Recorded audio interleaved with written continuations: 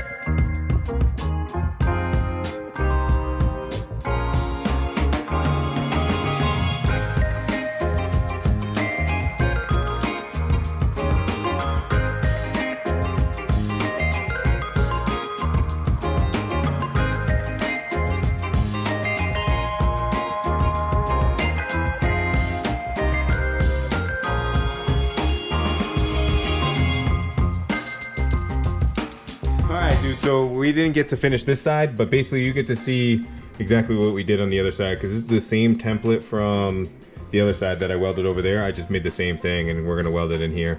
So this is in, we're gonna melt this metal into this tomorrow.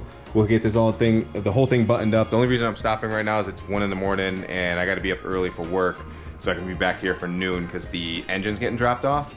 So we'll finish this up tomorrow and probably start a new project as well. So yeah, I'll show you guys when the motor comes in and then we'll tie this up tomorrow. All right, later. Peace.